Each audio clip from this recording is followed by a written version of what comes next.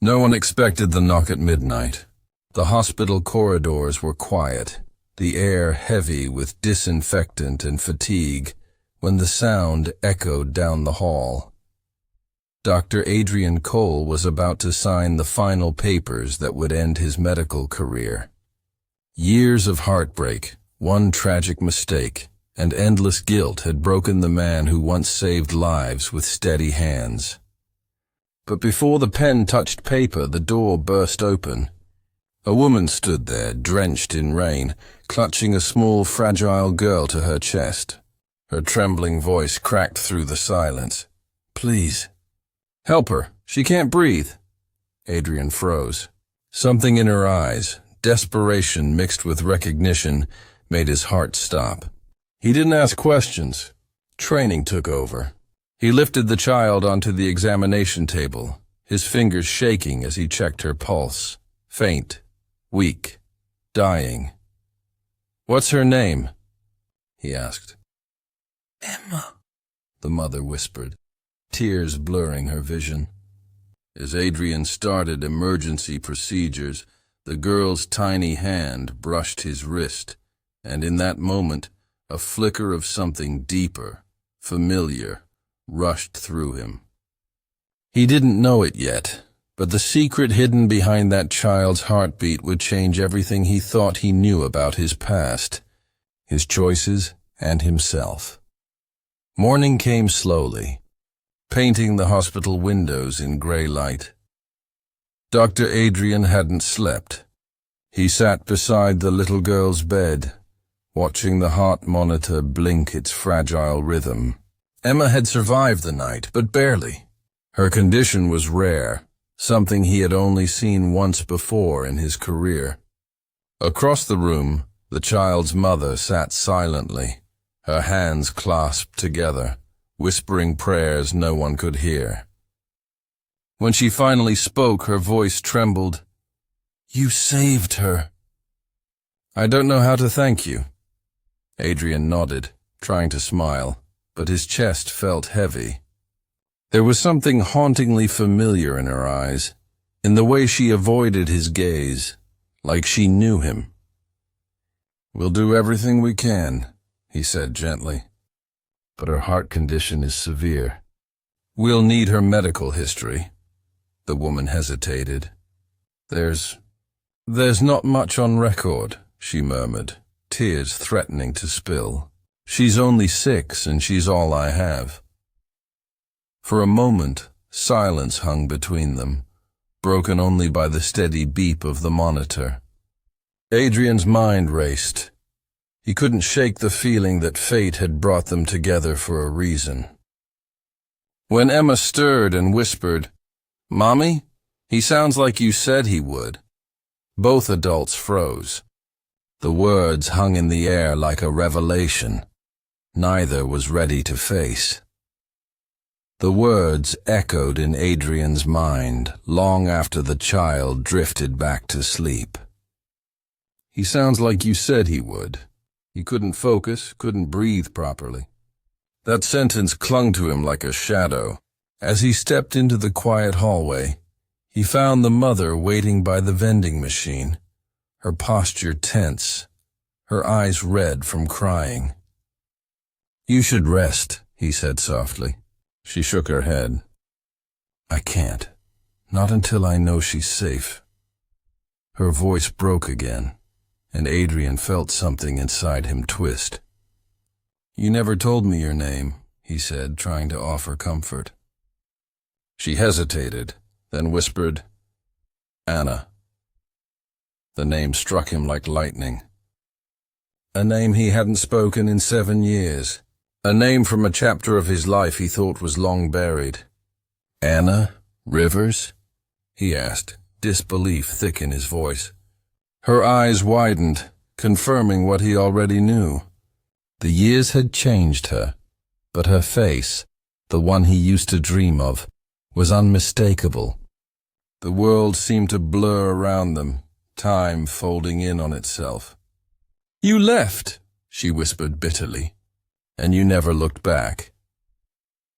Adrian took a step closer, guilt carving deep lines in his face. I thought it was what you wanted. I said a lot of things, she interrupted, her tears finally falling. But I never said goodbye. And suddenly, the truth about the little girl's familiar eyes started to form in the back of his mind. Terrifying and miraculous all at once. Adrian felt the world tilt under his feet. The soft hum of hospital machines faded as realization clawed its way into his chest. Emma's face, her voice, even the small dimple on her left cheek, everything mirrored fragments of a past he'd tried to bury. Is she? He couldn't finish the question, afraid of the answer that trembled on his tongue. Anna turned away, gripping her coat as though it could protect her from the truth. She doesn't know, she whispered. She thinks her father died years ago. Her words sliced through him like glass. Adrian's throat tightened. Why didn't you tell me? She looked at him, eyes burning with hurt. Because you left before I could. You had dreams, a future waiting for you, and I wouldn't let guilt tie you down. The silence that followed was unbearable. He took a shaky breath, his voice barely steady. I didn't leave because I stopped caring, Anna. I left because I didn't think I was enough. Her expression softened for a heartbeat, then hardened again.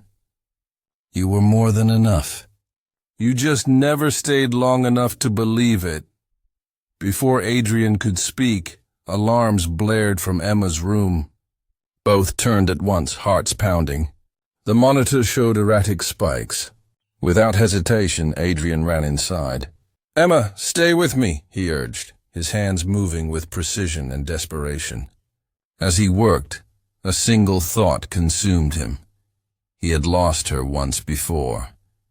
This time, he would not. Adrian's hands moved with a calm that betrayed the storm inside him. Every second mattered. The beeping monitor screamed warnings while nurses rushed in, but all he could see was Emma's small chest struggling for air. She's crashing, someone said, but Adrian didn't hear the words. Only the echo of his own heartbeat, fast and uneven. Come on, sweetheart, he whispered, pressing on her tiny ribs, fighting against the silence creeping into the room. And then faintly, a pulse, weak but there. Relief flooded through him like oxygen. When Emma's breathing steadied, the room seemed to exhale with her. Hours later, when everything was quiet again, Adrian stood by her bedside, his hands still trembling. Anna entered softly, her face pale but filled with gratitude and something deeper, something she had been holding back for years. You saved her, she said, voice cracking. Adrian shook his head slowly. No, he murmured, she saved me. The truth hung between them, heavy and undeniable. Anna, he said carefully, his eyes meeting hers. I need to know. Am I her father? She looked down at her daughter, then back at him, tears glistening. You were the only man I ever loved, Adrian. What do you think? The room fell silent again, but this time it wasn't filled with pain. It was filled with the weight of rediscovery, of hope beginning to breathe again. The truth changed everything. Adrian stood frozen, his heart pounding louder than the machines around him. For 7 years, he had lived believing that love and family were luxuries he wasn't meant to have. And now, here they were, sleeping just inches away. He watched Emma stir, her tiny fingers twitching as if reaching for a dream. She deserves to know, he whispered. Anna shook her head, fear flashing in her eyes. She's been through too much already. Her heart can't take more. But Adrian stepped closer, his voice steady and gentle. She deserves the truth, Anna. Not someday. Now. Hours later, As dawn painted the sky in pale gold, Emma woke to find them both by her side. "Mommy," she said softly, "you were crying." Anna smiled through her tears. "Happy tears, my love." Then Emma turned to Adrian, her eyes full of innocent wonder. "You stayed all night?" Adrian swallowed hard, nodding. "I'll keep staying, if you'll let me." The child's smile was faint, but real. And in that moment, Anna knew forgiveness had already begun. Life had given them a second chance, a fragile, trembling chance wrapped in hospital light and hope. Sometimes the heart doesn't just heal through medicine. It heals through truth, through courage, and through love that refuses to die.